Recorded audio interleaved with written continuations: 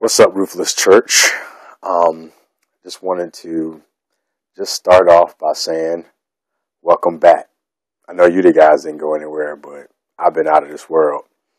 Spent a couple weeks in China, spent a little bit of time in Aruba, then I've been back finishing up, or at least beginning the last semester of my seminary experience. Yay! I felt like today would be a good day to kind of give you a little bit of an idea of where I've been.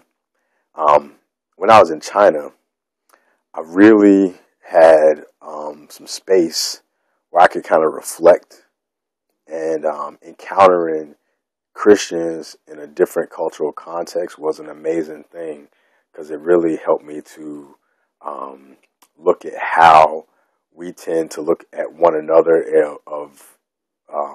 Christians look at each other, and how we look at people of different faiths, and how we honor the context out of which some people come in contact with the gospel.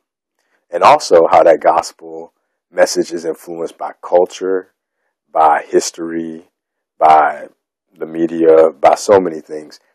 And it really gave me an opportunity to get really intimate with my own encounter with Christ.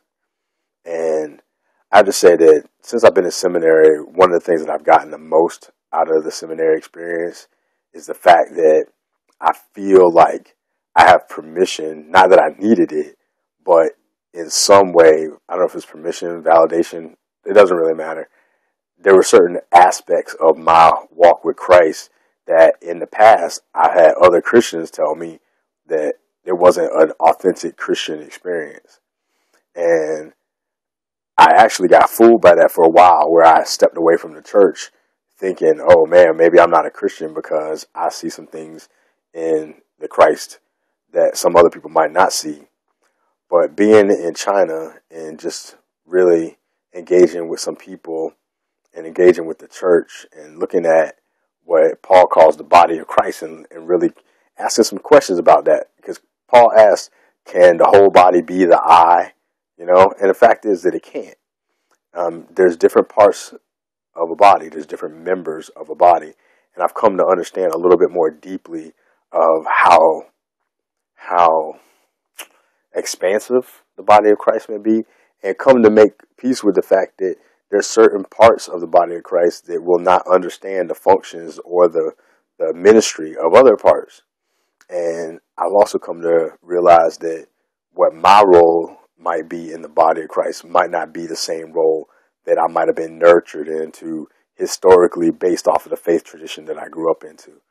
And yet, and still, I see myself as part of the body of Christ. That being said, is a brief introduction to what you might find in this post, where I kind of pose a consideration or a different way to look at Jesus's prayer in Gethsemane, where he asked God if it was possible if the cup could pass from him.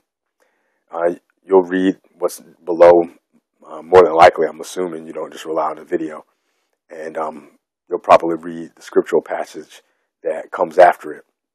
And basically my take is that Jesus may have been tempted to fight, but I won't get into that right now.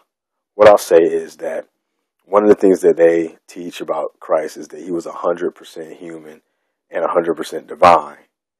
And yet, I know a lot of people do not like to encounter the humanity of Christ, because what it does is it points us at our own humanity. And we don't want to look at the humanity of Christ because we don't want to come into contact with our own humanity and the humanity of others. Because the humanity of others is sometimes ugly.